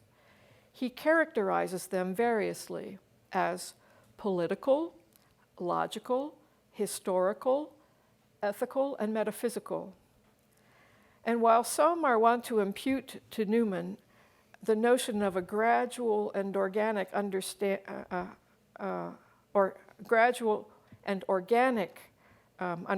of development, he offers, I think, a much more complex account of how the church progresses through the shocks of history, rarely moving at a fixed pace or in a straight line. Bernard Lonergan, whose work is deeply inspired by Newman's reflections on the development of ideas, has suggested that we might discern two principal types of doctrinal development in the history of the Christian tradition. In the first millennium, the ecumenical councils witnessed to a transition, he says, from the symbolic world of the New Testament to the elaboration of a more precise language, adapting many of the categories of Hellenistic philosophy to clarify and delimit the content of church doctrine pertaining to the mysteries of the Trinity and the Incarnation in a somewhat contentious and dialectical process. Lonergan observes that the ante-Nicene movement marks a transition from the mystery of God hidden in symbols, hinted at by a multiplicity of titles, apprehended only vaguely and in a confused manner in the dramatical practical pattern of experience, to the mystery of God as circumscribed and manifested in clear, distinct, and apparently contradictory affirmations. Efforts to expand the realm of doctrinal precision through the integration of Aristotelian philosophical categories into theological doctrine flourished in the scholastic age of the High Middle Ages, extending their systematic application to the realms of sacramental and moral life, especially in the Western Church. The significant achievements of scholastic theology have greatly influenced official Catholic doctrine, yet these categories have not always proven apt to convey their desired meaning to subsequent generations who no longer share their philosophical presuppositions or worldview. In the 19th and early 20th century, Lonergan observed, the development of doctrine was conceived less as a matter of clarification in the face of conflict and more as the unfolding of an idea or the rendering explicit in the form of new dogmatic declarations that which was already implied in the life and prayer of the Church. It is Newman that ushers in this new way of thinking in his essay on the development of Christian doctrine, where he describes the foundation of the Christian faith as a living idea. He understands doctrinal development as a process by which the aspects of an idea are brought to consistency and form. He describes the various processes that contribute to this dynamic of change over longer and shorter periods of time, marked by the vicissitudes of a living community moving through history and concerned to proclaim the gospel in ever-changing social and cultural milieus. Newman's theory was first elaborated as he weighed his own judgment concerning the developments that had taken place within Catholicism over the centuries.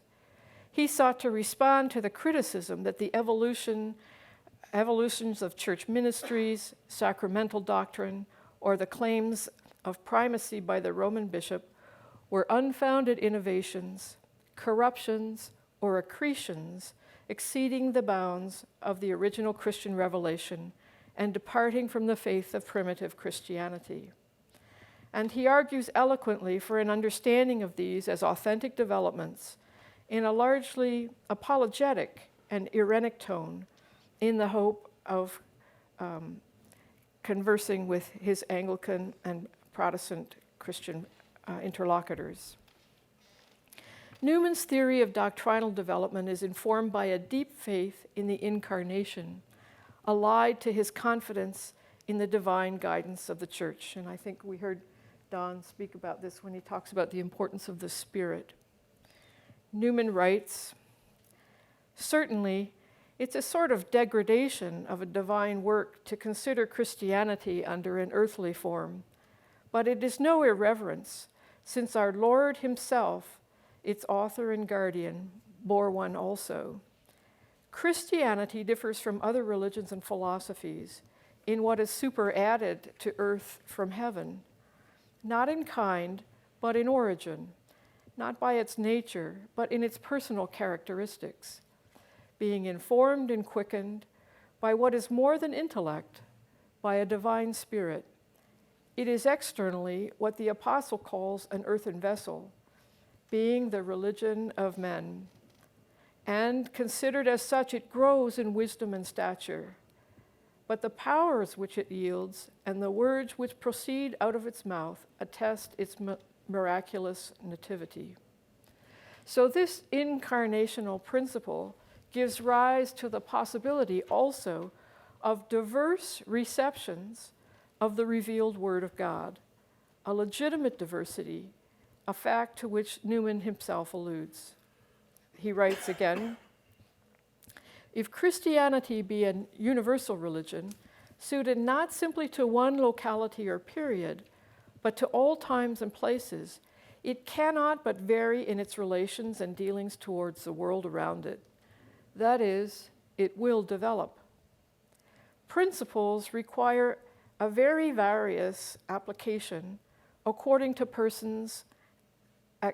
as persons and circumstances vary, and must be thrown into new shapes according to the form of the society which they are to influence. Hence, all bodies of Christians, orthodox or not, develop the doctrines of Scripture." So Newman's reflections lay a foundation for the experience of doctrinal development in the present context of the ecumenical movement, and which I would want to characterize in three ways. First, we're moving beyond a context of doctrinal conflict to one of ecclesial recognition. And again, we've heard other speakers allude to this in Newman's own assessment of other Christian communities. From heretic sects to vital ecclesial communions. Second, the development of doctrine in the present context is increasingly concentrated on a growing consensus in the basic truths of the gospel, in what Karl Rahner once predicted as a kind of intensification or concentration on the kerygma. Rahner, when he wrote about the development of dogma, said we shouldn't anticipate a whole lot of new magisterial teachings from official Catholic doctrine or new dogmatic declarations, but we should see a recentering on the core of Christian faith. Third, far from aiming at uniformity in the expression of Christian doctrine and practice, there's a growing acceptance of the fact that these basic truths in faith will and must continue to be expressed in a legitimate diversity of ways in the various Christian communions. So the goal of our dialogue is clearly not uniformity. The very fact that Christians can today engage in mutual dialogue implies a dramatic shift from considering one another's positions as simply heretical or erroneous counterpositions to the basic supposition that the doctrinal achievements of each church, even if we persist that others might be deficient in some way, nonetheless represent a genuine attempt to receive faithfully the gospel of Christ and the teaching of the apostles. We now listen to hear, beyond the divergent outer word represented in the doctrinal expressions of our partner, a reception of the inner word that binds us together. This initial judgment contains within it the presupposition that diverse Christian churches, in given historical and social contexts, and often in response to particular crises, including ecclesial conflict or pastoral need, have functioned as distinctive interpretive communities in their effort to formulate church doctrines. Partners engaged in dialogue can thus expect to receive new insights from one another's unique penetration into some aspect of revelation. And the Decree on Ecumenism says this pretty clearly, that we know that especially Eastern churches have better grasped some aspect of revelation than we. So we now ask, as Pope Francis has put it, how we might reap what the Spirit has sown in them, which is meant to be a gift for us.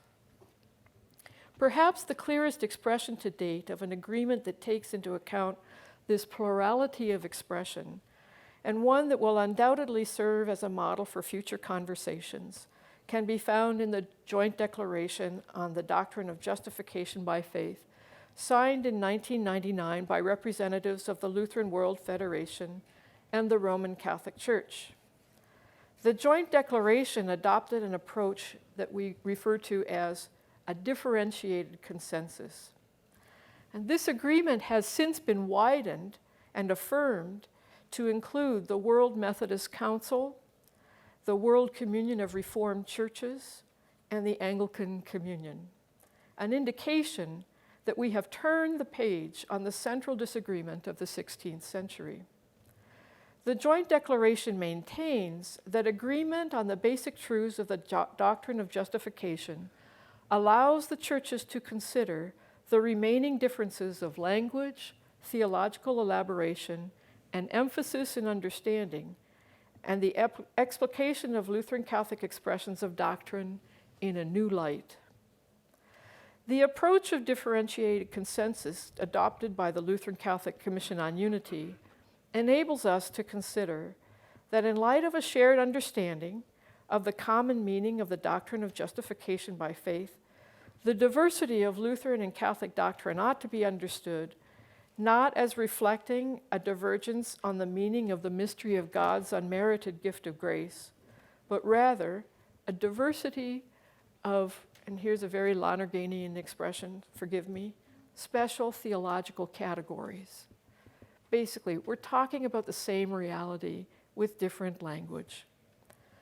The joint affirmation of the basic truths of this doctrine is in mutually agreed theological categories helps to mediate between these two worlds of experience and grounds the possibility for a harmonious development in the future articulation of doctrine by each church. One ought not to expect that this new horizon of common faith will be received in the same way by each church, or that future Lutheran and Catholic expressions of this doctrine be uniform. Due to both the diversity of their histories, yet also the diversity of their contemporary experience, these shared special categories will now interact with the data of consciousness and historical experience in the unique context of each church.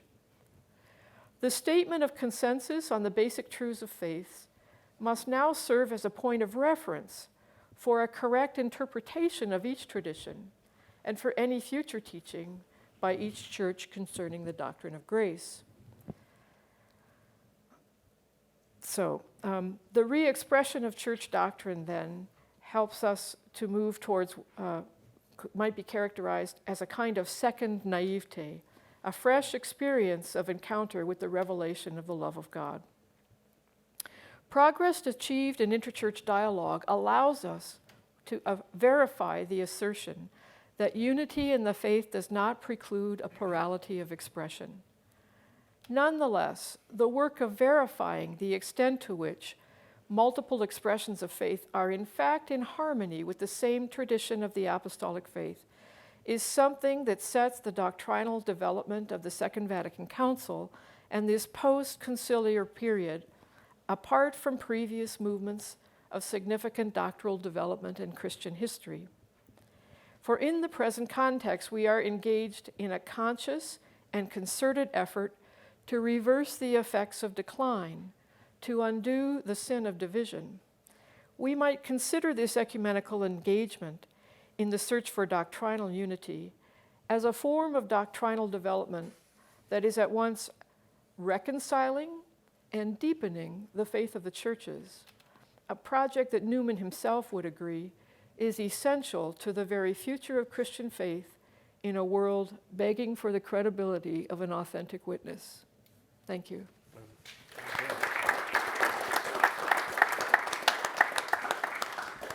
Thank you very much.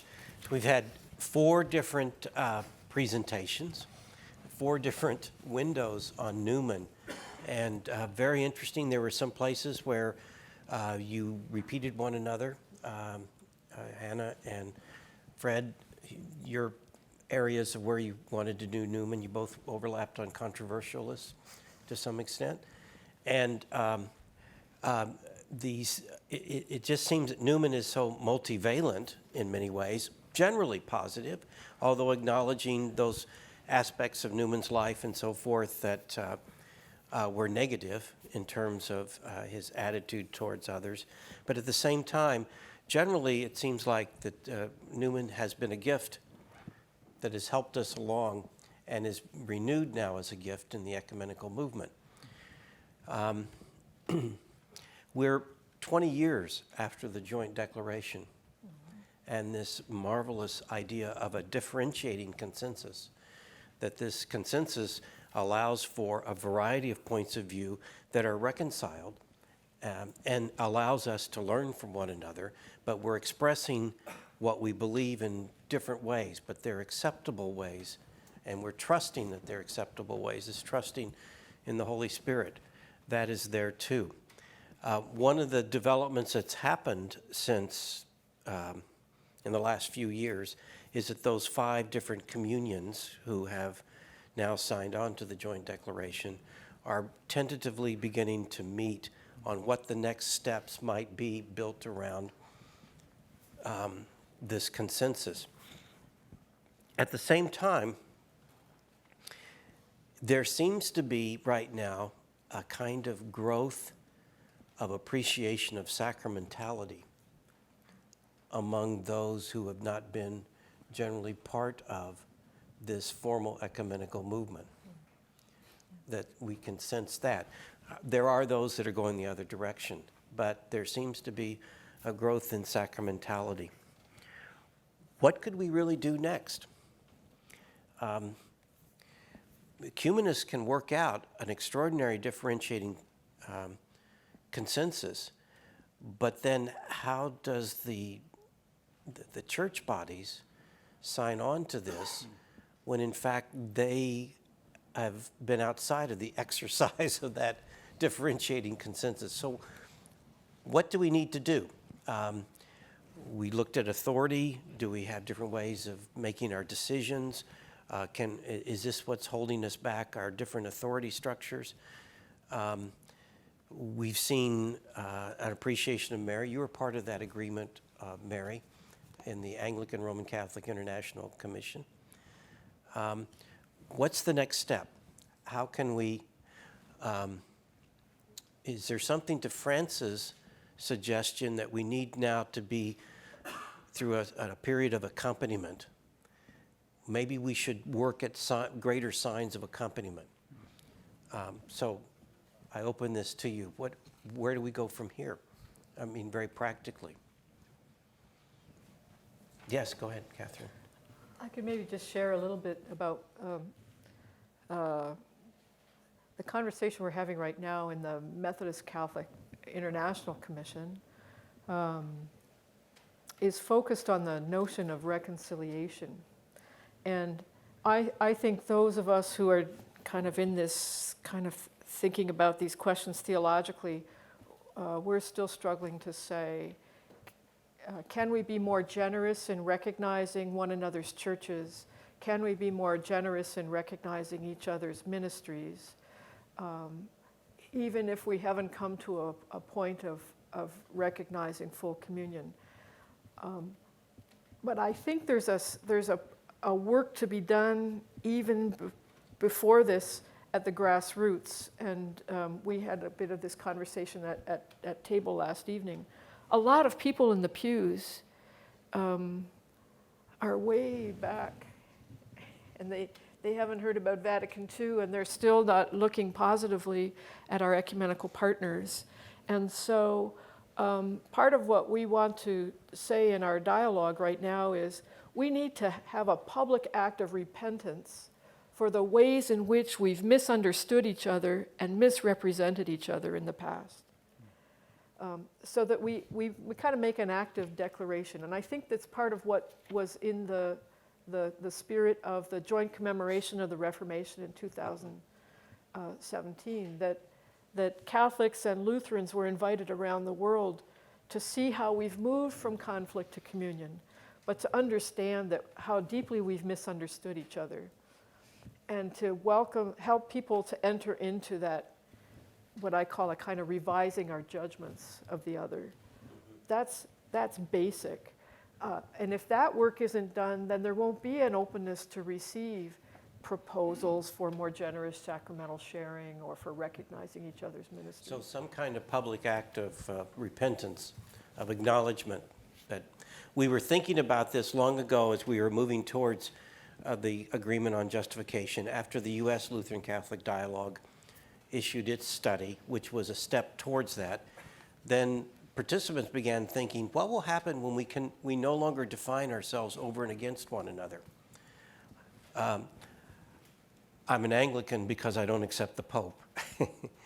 I'm a Lutheran because I don't accept the Catholic Church's tradition on works and so forth. That we get beyond that point, then how do we define ourselves? So, Don, were you going to say something? I think that one thing we always need to do is basically come back to the Lund principle, that we should do all things together except where we need to act separately. And in fact, we act separately except where extraordinary circumstances force us to act together.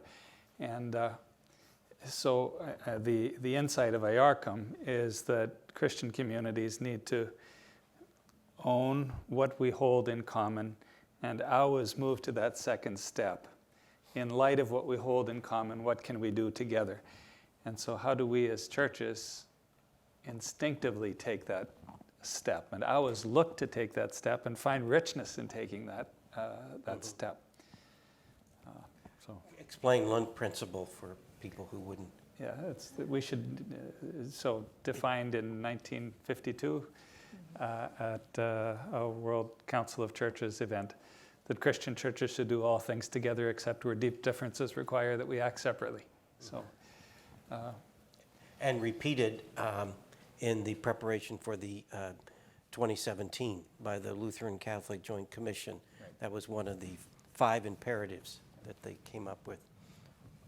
Always do this together. Anyone else? Next step? I can say something.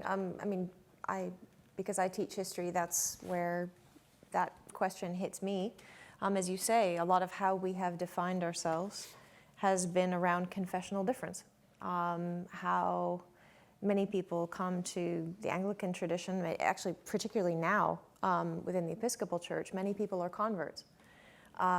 We have some cradle Episcopalians, but a significant proportion of the people who are coming to us are converts, and they bring with them the baggage of another tradition, another faith formation, but they also bring with them all the sort of converts issues of I need to be told exactly why I'm right and why my tradition is best and why everybody else is wrong. And it's a very tense space because they want to justify the decision they've just made.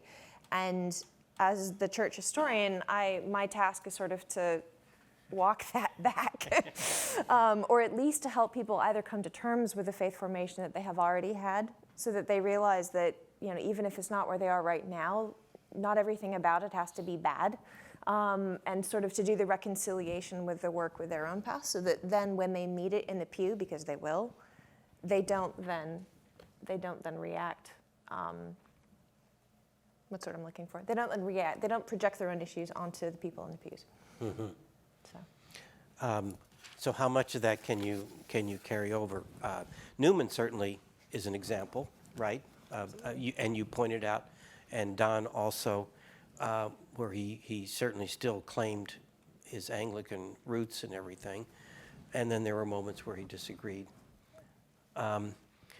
When the Episcopal Church and the Evangelical Lutheran Church in America came to an agreement on full communion, their 2 houses of bishops met. And one of the interesting facts is that the vast majority of Lutheran bishops were born Lutherans. About half of the Episcopalian bishops were born Episcopalian. Creates a different sort of culture, doesn't it? And you yourself have come from a evangelical background? Pentecostal. Pentecostal background. Yep. And that's common, particularly now. Mm-hmm. So, yeah. Good. I'm always as an ecumenist, I'm always concerned about the next step. I'm always concerned about where do we go from here, because we've been working at this so long and we've made extraordinary progress. But a lot of people have lived and died their lives as we've made this progress. And when Pope Francis visited the Lutheran Church in Rome, he was asked by a Lutheran woman, when can I regularly receive the sacrament of communion with my husband? And he said, you want me to respond with Cardinal Kasper in the front row? And joked about that. And he said, well, I have a Lutheran friend back in Argentina. This pastor says we really believe in the real presence. There's that. But we have these considerations. Well, one baptism. Life is more important than all these factors. Pray over it and act. And so you've got, on one hand, the church is trying to reconcile, and how do we go about this? On the other hand, we have people's lives that we're always trying to respond to. Are there questions? Let me complicate it even more. Let's complicate it more. What do you do with evangelicals or low church, even low church is offensive, free church Christians who are actually going back and reading these sources and are actually writing very first-rate articles, dissertations, MA projects. They're rediscovering the great tradition, but they're not leaving their roots. And then you're telling them they're not really legitimate because they're not in line with apostolic succession. But they believe in the ontological significance of baptism. They believe in the sacraments. They're just not ready to. How would you like the churches in the ecumenical movement to welcome? Well, free people church? I know that have been in ecumenical dialogue say there's a bias against Pentecostals, against evangelicals. And I have to say, even here, I've heard the E word used in a very denigrating way. And I think you need to repent of that. You need to repent of your, I'm trying to be nice, sort of your high-mighty, sort of, you've got a longer history. You do, but you have also people reading your own sources in some ways better than you are. So what I would say, I'm trying to be ecumenical, is it's time to open the door legitimately, not in some sort of nominal way, legitimately to these Christians. Bartholomew, when he was at SMU, sat and listened to a lecture from Billy Abraham, and he said, look, there are believers in Ireland that are Methodist Christians that are legitimate Christians. And the Orthodox had to sit there and sort of listen, because I know their story. I know what they think. And so how do you open, and I know it's complicated, but how do you open the door legitimately to real ecumenical dialogue with free church Christians who actually are sympathetic to? I would just say that for the last at least 20 years, there's been a recognition of this by the leadership of the World Council of Churches and the Vatican Secretariat for Pontifical Council for Promoting Christian Unity, and a movement called the Global Christian Forum that tries to bring together the mainline confessions with Pentecostals and evangelicals. And the principle of those meetings is that half the delegates at every meeting are Pentecostals and evangelicals, and the other classical churches on the other side. And that's really about the way the demography shakes down globally.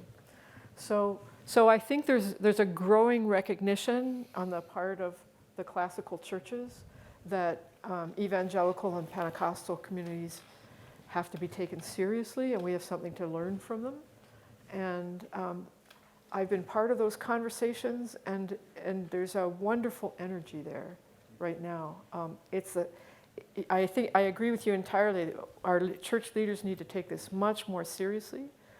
But I think there's a lot of goodwill and a very positive momentum in the present context. Where it's harder to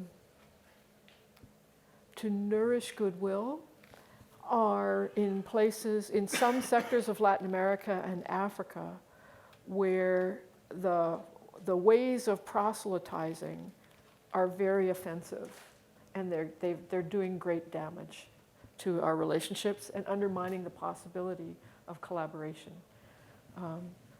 But it's not the same everywhere globally, and the fact that we're having the conversation is of tremendous importance for us today. Thank you. Yeah, thank you. Questions? Yes, right here on the end. Hi. My question is for anyone who would like to answer. Shortly after he became Pope, Pope Francis said something that I still find very striking. He said that in the 50-plus years since Vatican II, the Catholic Church has spent that whole time talking to itself, and now it's time to talk to the rest of the world. So in light of all the work on interfaith dialogue, I mean, what would you say about that? So, you heard Pope Francis say, after he's elected, that in the last 50 years, the Catholic Church has been talking to itself. It needs to talk more broadly. Do you recall the context of that? No, but I'm ready to jump in because, I mean, Pope Francis is supportive of ecumenical dialogues, but also cultivates a kind of not a suspicion about them, but a sense that they are not enough. They are not enough. And so he's fostering what he calls a culture of encounter, and that we precisely need to engage in dialogue. We need to be a church that's actively and always engaged in dialogue with, in political and economic contexts, in social contexts, in theological contexts. He wants to cut through polarization, and he wants to get at systemic injustice. So you take the new document that's just come out on the Amazon, and the world's media and much of the church was concentrated on, is he going to make a decision about ordination of married men? And he thinks there's something much bigger at stake, which is an economic and political system which marginalizes and oppresses peoples and which destroys the earth. And so he's trying in that way to kind of foster structures of dialogue. So I think he's deeply committed to dialogue and pointing to all kinds of areas where that dialogue needs to happen, which I find very encouraging. So. In Latin America, where there were certain real tensions, because at one time of the vast majority population of Catholics and the growth of evangelical and Pentecostal churches in subsequent decades. So when he was Archbishop of Buenos Aires, he actually went to a meeting of Pentecostals. And before speaking, he knelt down, as was the custom, to be blessed by the other speakers. And this just appalled the Catholic establishment of Buenos Aires. And in fact, the newspaper had the headline, "Archbishop Abandons Throne," showing him being prayed over by Pentecostals. And he brought those relationships with him to Rome. And as we know, with Tony Palmer and others, then he promised a church in Serrata in Italy that he'd visit. And the local bishops say, "Hey, what about us? Are we chopped liver or something, you know?" And so he went and visited the diocese first, and then he went and visited the Pentecostal parish. So he's been trying. And in a certain way, he has said, you theologians will be arguing your models of differentiating consensus until Christ comes again, but we need to get on with living together. So I think you're right in that sense. There are interesting, there are things like the Walking Together initiatives that are happening. Both, for example, Justin Welby and Pope Francis care very deeply about what is happening in South Sudan. So there are like certain specific issues that that don't necessarily require a big doctrinal hash out to realize that we can both work together on this. And South Sudan is one of those. Good. Yes, Drew. Drew Christensen. I'm a veteran of the International Mennonite Catholic Dialogue and of the 2 rounds of the Methodist Catholic Dialogue in the U.S. And I wanted to ask Professor Aquino to elaborate on your suggestion that we need to look more at Newman's evangelical stage, and what lessons does that offer us for today?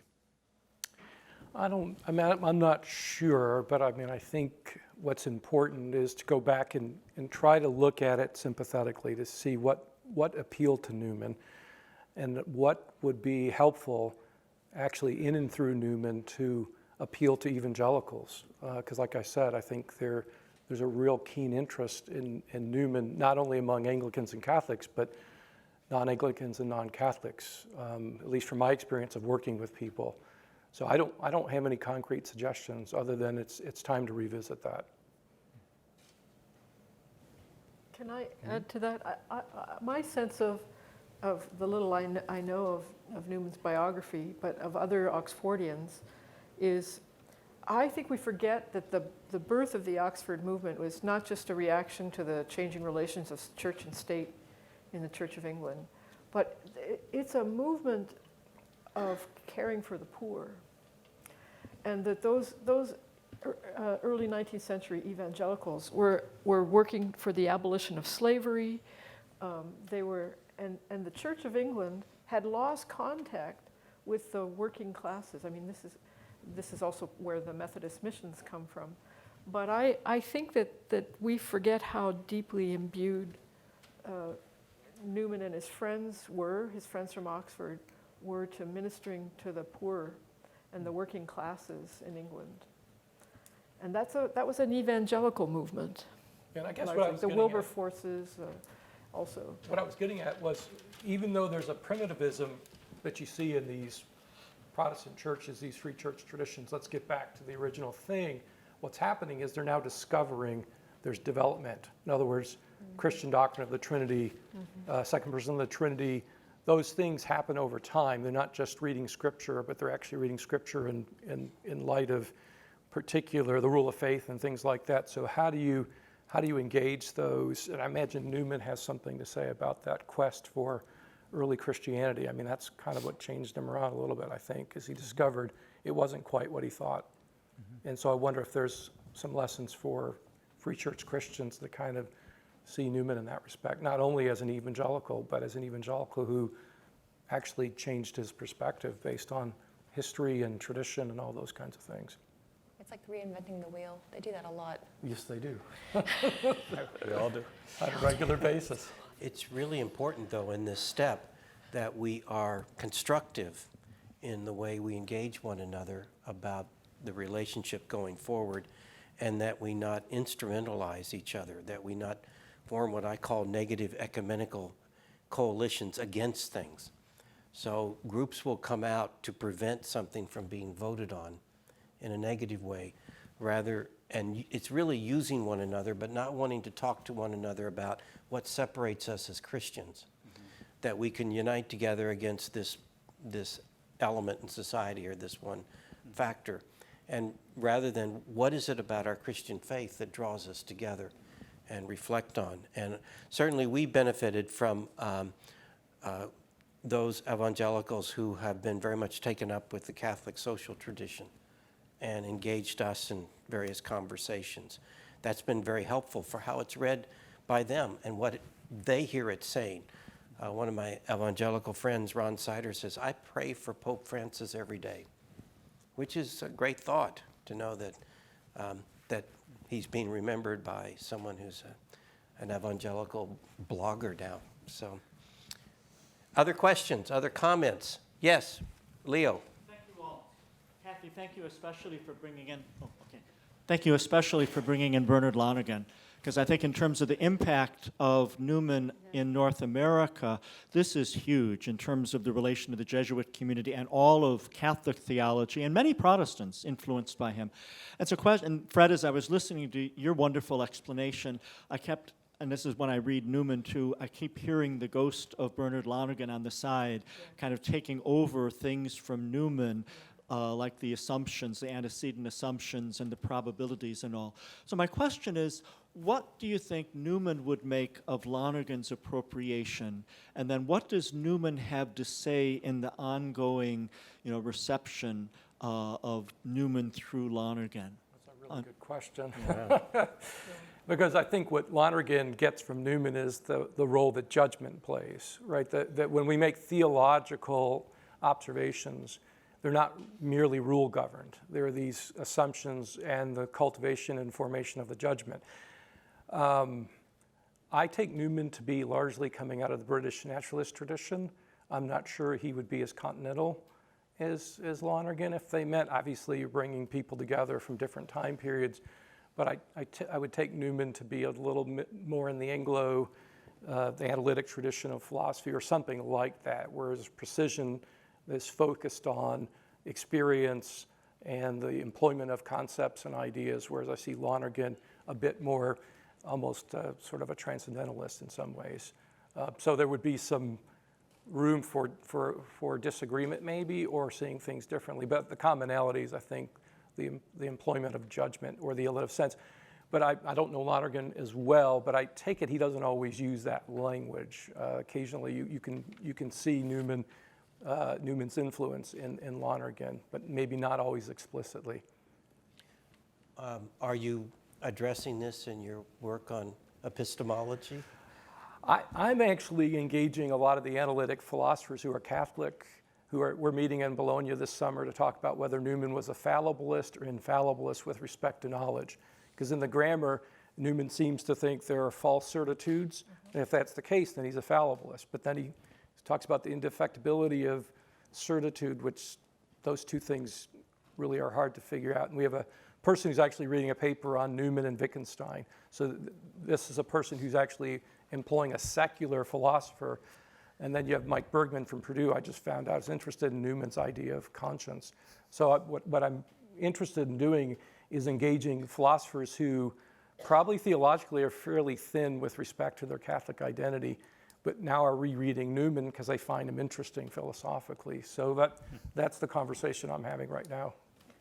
Just on that question, it would be interesting to put that reflection together with what Lonergan says about authentic versus inauthentic development. I don't think in Catholic theology and systematics we've done enough thinking about inauthentic development. There's a young theologian by the name of Joseph Ratzinger who acknowledges this in his commentary on De Verbum and says, the council acknowledges that there can be growth in understanding revelation, but it doesn't deal with the possibility that we can also have an inauthentic reading or a misreception of different aspects of the tradition. I guess the question I've had for anyone in the room is, why have theologians in the Catholic tradition not been as enamored with Newman? My reason for maybe thinking that is he doesn't come off as a professional theologian, doesn't come off as a professional philosopher. He's not technically, but he's certainly interested in theological topics. Well, ecclesiologists are, especially as understanding I'm thinking, I guess, of systematic theologians in the big schools like it. Ecclesiologists I know are systematic in their thinking, but Well, I would say, I don't find Newman really systematic. Yeah. His essay on development is an essay, and he says very clearly he's not intending to be a systematic treatise. So, but we all have to read him, and it's very enlightening to read his writing on consulting the laity on the grammar of assent. It's all required reading for anyone in contemporary ecclesiology. and Sensus Fidelium. Yeah, Big yes. influence on how we look Phronesis. at these. Yeah. All of these ideas are really, really central. Ian Kerr has a nice line, doesn't he, about how the Apologia isn't really even a spiritual autobiography. Like, it's not an autobiography, it's not a spiritual autobiography, it's actually sort of a work, a theological, like, it is a theological work. It's just sort of masquerading as something else. Yeah. So it's that same The other thing that comes into the council from Newman is the focus on our participation in the threefold office of Christ as priest, prophet, and king. And I've done some work on this. It's really hard. He's not consistent. So I got royally attacked by a reviewer for a paper I was doing where I found a place where Newman was discussing this, and Newman had the bishops and presbyters and lay people participating in different offices, and not a sense that they all participated in all three offices. And I was, this reader just said, that's just not true. Newman never said that. I said, well, I did reference this, so I have to stand by my view. But my suspicion is he's certainly not consistent in this. And so the question is, it's very hard to trace the evolution or the trajectory of his thinking on all of these ideas because he's so prolific. Mm-hmm. As a theologian, Leo, you have a comment on that question? I think he's influential on Rahner in terms of Rahner's understanding and development of doctrine. I think the most massive influence is mediated through Lonergan, but once you get into that, then you have this whole circle of people, from Sean Copeland, leading womanist theologian, Roberto Cosueta out of the U.S. Hispanic experience, Bernard McGinn's multi-volume history of doctrine. That's Lonergan underneath, and behind that is a certain amount of Newman in there. And I think we're just beginning to explore this on a broader scale. This last week or so, I've been presenting early church things to Muslim graduate students, and we have a doctoral program in religious pluralism, and I introduced Lonergan as a grid for interpreting some of these things, and also just for thinking about what they're doing. These Muslims got all excited. Where can we learn more about this? And so they're thinking now about their own, and I have one Sunni, one Shia Muslim in the class, and so they're trying to think in terms of naming the different operations of consciousness leading towards judgment and decision and then possibly conversion and all. This resonates with them. And so to the degree that you got Newman in the background of that, this is huge, I think. Thank you. Yeah. Interesting. Really helpful. One final question. Yes, Walt. What influence might Newman have on ecumenism today in Latin America, Africa, or Asia? Mm-hmm. Well,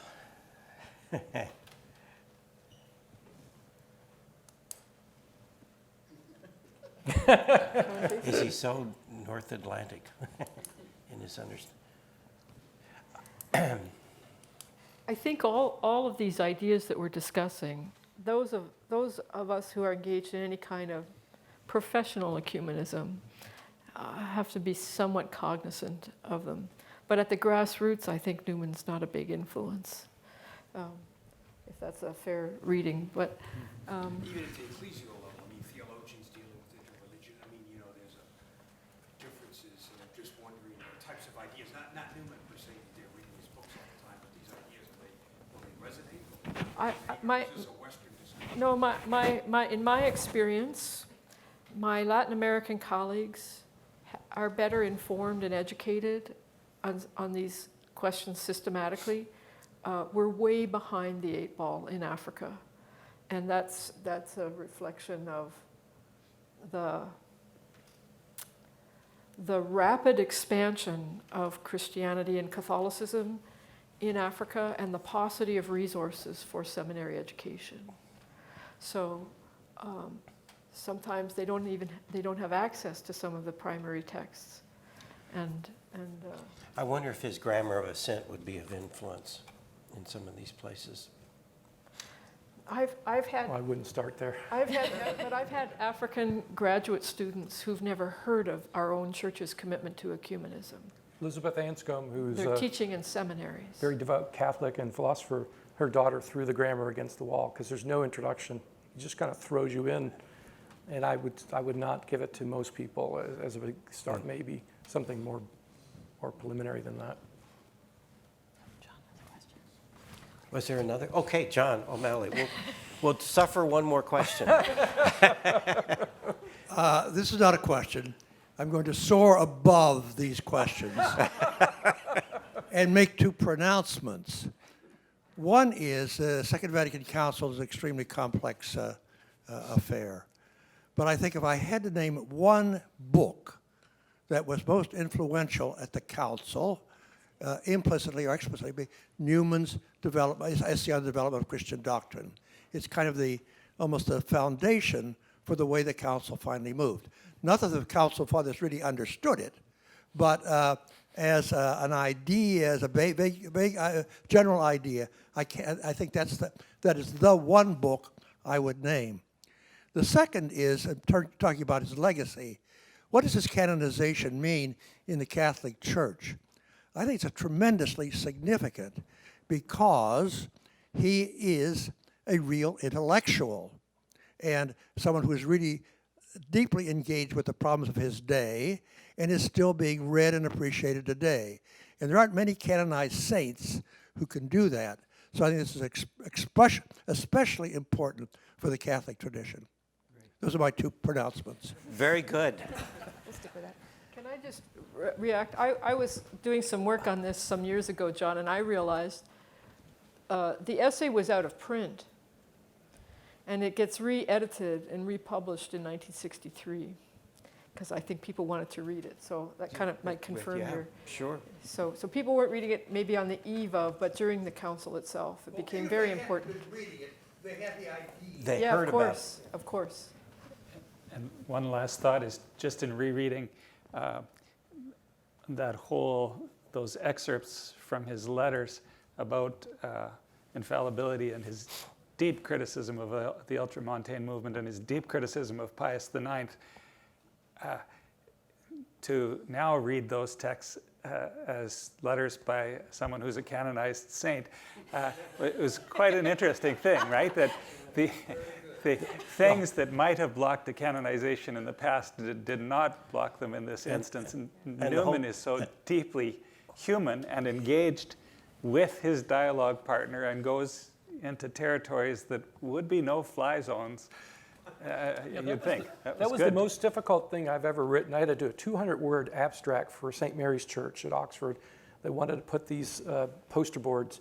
So a guy from Abilene, a free church person, writes on papal infallibility, and his personal letters blew me away. I had never looked in it that closely.